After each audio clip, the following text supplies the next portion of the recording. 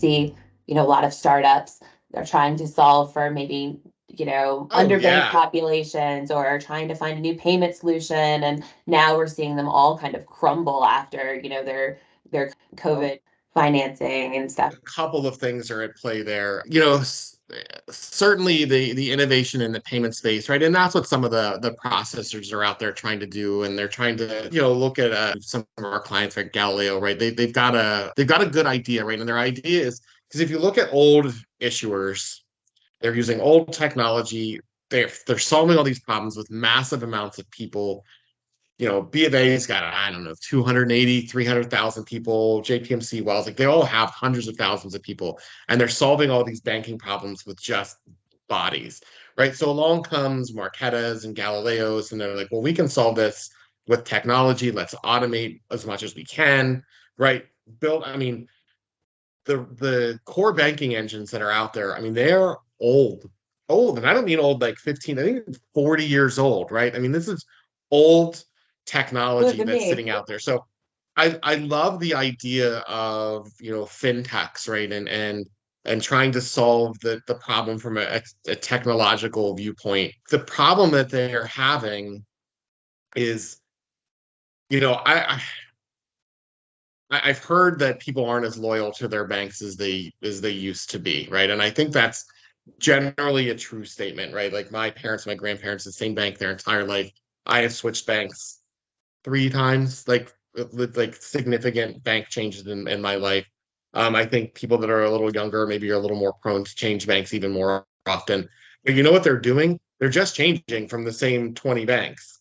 Nobody's going to some bank, maybe a credit union here and there, but like people aren't super excited to sign up for something that they've never even heard of this company before, right? They're still like, yeah, Wells Fargo is a good deal for me, right? Because they can offer better loans at lower rates because they have more assets, right? So you just like it's very hard to break into banking and be special. So I think what some of the fintechs are trying to do and solving with technology, and I think some of the cool things and a space that I see growing that really has potential is the idea that any retailer can be a bank, right? I think it's maybe special and will take off. If you look at Walmart and One Finance, I mean that's the largest retailer in the history of the world trying to do their own thing in banking. And rumors about other live tech firms. Okay. So yeah, so I think that the technology advancements in banking and the retail space becoming banks and being able to service their own customers, I think has a lot of merit. The banking as a service stuff, I think what happened was some folks saw the success of the first few players to enter into that space. They got a lot of funding, huge capital raises. Then all of a sudden everybody thinks they can do it. And I think it got flooded. I don't necessarily know that it was a problem with the idea. I think just too many players came into the space and they got too much money. I see that across tech, right? If you look at what's happening now, Elon Musk sort of made the first step with Twitter, was like, hey, we don't need 7,500 engineers or whatever the number is to run this place. Like this doesn't make sense. Now you see all these other tech firms starting to lay people off, which I hate. Obviously, you don't ever want to see somebody lose their jobs. But I think what you see is, and we see it on a small scale at Quavo, we actually manage it very, very well. You don't need massive amounts of capital and technical engineers to build technology to solve a small number of problems.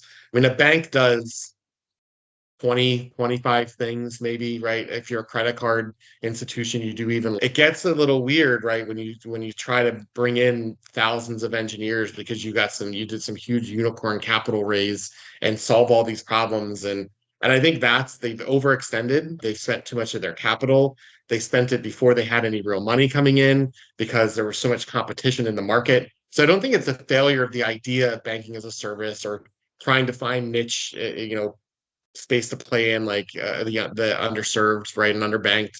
I think it was just a matter of too much capital, especially through COVID. I mean, capital was just everywhere. Everybody thought that they could start their own banking as a service company. Some of them will come out of this and win. Some of Yeah. them will lose, right? And it's just how it's going to work. very similar to, the late 90s and the dot-com, and everybody got in and there was a bunch of money, and you could only have so many winners, and people won, right? Amazon won, right? They came out of that as a Google won, right? So there are going to be winners, but there's going to be a handful of them that come out of this banking as a service and fintech processing space that are going to be on top. It's just, it'll take some time to sort through who it is and figure out who does it better and more cost effectively. We've always had a very gold rush culture, probably since the gold rush. It's like, oh, there's gold in California, and everybody from, Virginia moves to California, and it takes 6 months. And by the time they get there, if they get there, a bunch of people got the gold and there's nothing left, and it's like you still see this playing out all over the place. And the same thing I think has happened with fintech processors and banking as a service. Like at some point, the gold you're getting is just shavings, right? It's not nuggets anymore, and it's fine. Those were like great things to have in the market. There's a lot of really good players in there right now, but if you try and compete at this point, you start to look a little bit more like a commodity, and you're competing against somebody who's huge and already figured this out, and it's a real uphill battle, and there may not be enough innovation left to differentiate you, which is why I love what we do, because we don't really have a lot of competition at this point. We got like a gold faucet, right? Because we are the best at what we do, and nobody else really comes close. So, I appreciate the position we're in, but you look at some of these fintech processors, and it's like I can't really tell what differentiates you from another processor that is more trusted and larger and has been doing this for 15 years, which is a long period of time at this point, for fintechs. So yeah, it's a good market, but it's probably it will take a while for things to sort out, and it became a little oversaturated. Hey, Dave, you mentioned that they're competing with banks and institutions that have been doing this for years that also have huge teams that, have built upon expertise in-house. But there's also a lot of things that they could probably learn from these institutions Yeah. not to do. And that's where I think you see these, fintech processors succeed, is learning what not to do from banks. Do you guys want to expand upon that? I know you've seen a lot of really good examples of this in the market.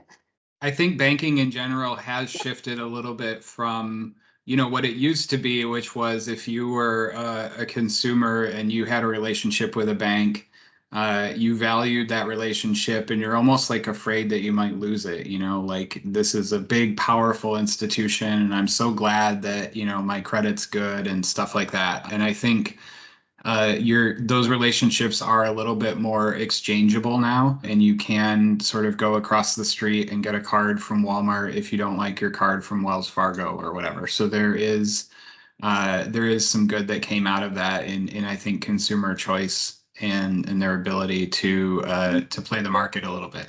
If you like dogs and you buy a lot of dog food, there's a card for you and you'll get more rewards. And some people are really into that, and that wasn't always a thing. But again, there's kind of an upward limit to how great that is and how many cards we need and things like that. Yeah, no, I would add to that. Most of these people, every single person that's founding a fintech and starting a fintech for one reason or another, is they all come from banking. And I've seen really two types of people. Person knows everything they knew about banking. They've learned there for 15, 25 years. So, there's two types of people that start these companies, right? And one type is, they come in from the bank and they simply try to replicate everything they saw in the bank that they worked for. And I 100% of the time those people will fail.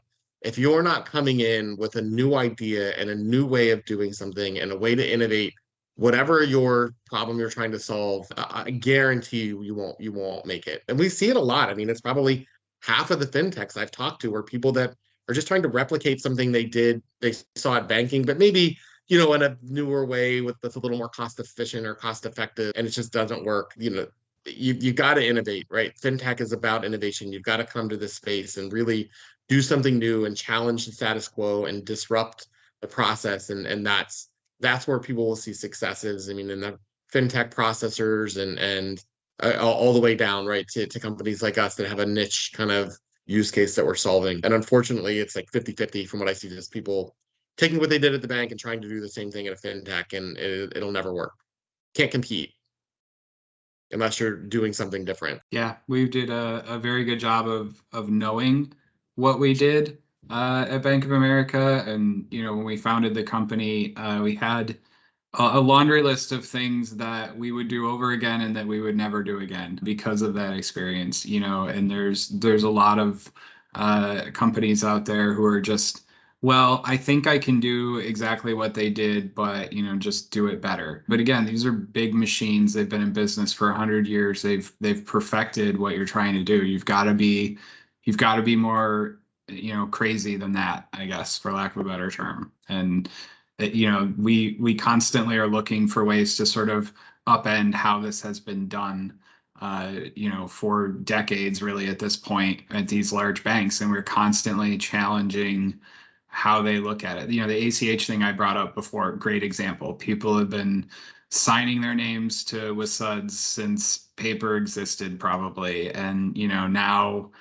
we come along and we're like, well, we don't need to do that anymore. And you've got to have that kind of mindset, or somebody else has already figured out the best WSUD process. Who's figured out the best process without a WSUD? That's what we're interested in.